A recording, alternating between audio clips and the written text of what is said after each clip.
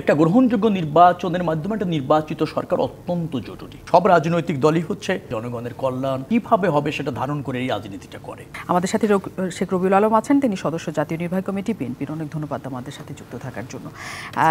অনেক 18টি বিষয় নিয়ে আপনারা কথা বলেছেন এবং সেখানে অনেক কথা বিএনপির সাথে হয়েছে, কিন্তু আসলে বিএনপির রোডম্যাপ ছিল সবচেয়ে প্রথম আপনাদের একটা ঘটনা। অ্যান্ড রোডম্যাপ সম্পর্কে আপনারা আবার কোনো তারিখও তাদেরকে জানান নাই। আপনাদের কি মনে হয় না যে যে কোনো বিষয়ে যদি রোডম্যাপ চান তাহলে প্রাথমিক একটা তারিখের জায়গা আপনাদের কাছ থেকে তাদের কাছে আসা উচিত, যে আমরা এর মধ্যে থেকে নির্বাচন চাই, যেহেতু নির্বাচন ইস্যুতে আপনারা সবচেয়ে বেশি এখন জোরালো অবস্থায় আছেন? না, ধন্যবাদ আপনাকে। না, নির্বাচন ইস্যুতে জোরালো অবস্থা থাকতেই হবে, কারণ গণতন্ত্র ভোটাধিকারের জন্য এই সংগ্রাম। আপনার মনে রাখা দরকার, আপনি শিরোনাম এরকম করছিলেন যে নির্বাচনের প্রতি দলগুলি যতটা মনোযোগী, সমস্যাগুলি নিয়ে মনোযোগী না। সব রাজনৈতিক দলই হচ্ছে ধরেন জনগণের সমস্যা, জনগণের প্রত্যাশা, জনগণের কল্যাণ, জনগণের সমৃদ্ধি কিভাবে হবে সেটা ধারণ করে এই রাজনীতিটা করে, এবং নির্বাচনের মাধ্যমে ক্ষমতাসীন হয়েই সেগুলি বাস্তবায়ন করে। যার ফলে এটা কিন্তু অঙ্গাঙ্গিভাবে জড়িত। আপনি সমস্যাগুলি চিহ্নিত করলেন, ধারণ করলেন, বাস্তবায়ন করতে পারলেন না, সেটা কিন্তু রাজনীতি না। তো রাজনীতিটা, নির্বাচন, গণতন্ত্র, এগুলি কিন্তু আপনার ওই সমৃদ্ধির সাথে যুক্ত।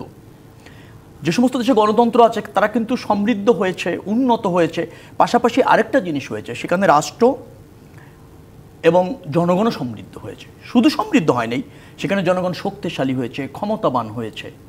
গণতন্ত্র থাকলে, ভোটাধিকার থাকলে সেখানে হচ্ছে নাগরিক মর্যাদা বৃদ্ধি পায়, তারপর হচ্ছে রাষ্ট্রের মালিকানা মানুষ আপনার প্রতিষ্ঠিত হয়। যার ফলে এইগুলি বাদ দিয়ে সুশাসন সম্ভব না, এইগুলি বাদ দিয়ে জনকল্যাণ সম্ভব না, জনগণের সমস্যা সমাধানও সম্ভব না।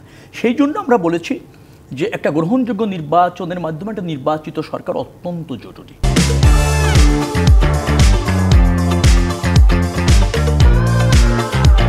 কারণ যে সরকারটি বর্তমান অন্তর্বর্তীকালীন সরকার আছে সেটা কিন্তু শাসন বিভাগের দায়িত্ব পালন করছে মাত্র। এখন শাসন বিভাগ কিন্তু অন্য আর দুটি বিভাগ দ্বারা কিন্তু কোনো সময় পারস্পরিকভাবে অঙ্গাঙ্গিভাবে জড়িত। সে জায়গায় আমাদের ল্যাকিংস আছে। সরকারের অনেক সুবিধা আছে, এই কারণে সে শুধু একটা বিভাগকে নিয়ন্ত্রণ করতে বা সঠিকভাবে দায়িত্ব পালন করতে পারলেই জনসমস্যার সমাধান ঘটে। আমরা কিন্তু এই অন্তর্বর্তীকালীন সরকারকে সমর্থন দিয়েছি, নিশ্চয়ই জানেন। সমর্থন আমাদের এখনও আছে, আগামীতেও থাকবে। আমরা বলছি গ্রহণযোগ্য নির্বাচনের জন্য কিছু সংস্কার যেটি ইতিমধ্যে এই অন্তর্বর্তীকালীন সরকার চিহ্নিত করেছে, তার সাথে আমরা একমত। আচ্ছা, যে প্রক্রিয়াতে এগোচ্ছে সেখানেও আমাদের সমর্থন রয়েছে, কারণ সংস্কারগুলি একটা গ্রহণযোগ্য নির্বাচনের জন্য প্রয়োজন আছে।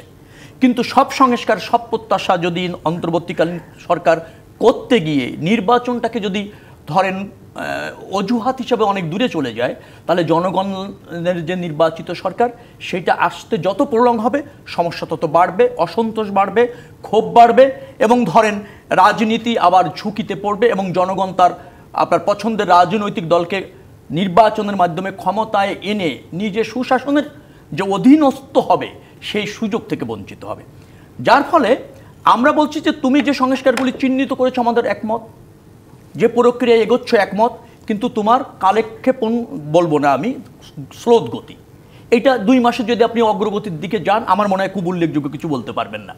আমরা একটা বডি দেখছি মাত্র, কিন্তু সেই সরকারটা যে কার্যকরভাবে জন আকাঙ্ক্ষা ধারণ করে, জনসমস্যা ধারণ করে, বিশেষ করে যেগুলি সংস্কারের প্রয়োজন নেই, এই দ্রব্যমূল্যের কথা বললেন, যানজটের কথা বললেন, আইন শৃঙ্খলা পরিস্থিতির কথা বললেন, এইগুলিতে তো ব্যাপক কোনো পরিবর্তন আনা যায়নি। একটা নির্বাচন কমিশন এখন নাই বললেই চলে, সেটাকে পুনর্গঠনের জন্য কমিশন করেছেন। কমিশন যদি কালেক্ষেপণ বেশি করে, আমার মনে হয় যে এই সমস্ত সাংবিধানিক প্রতিষ্ঠান এবং রাষ্ট্রের 3টি বিভাগ স্বতন্ত্রভাবে ফাংশন করা ঝুঁকিতে পড়ে।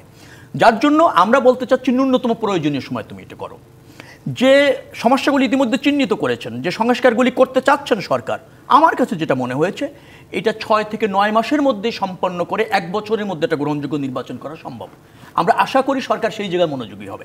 সেটা যদি হয় তাহলে বিএনপির যে সমর্থন, আমি আবারও বলছি, ছিল, আছে এবং থাকবে।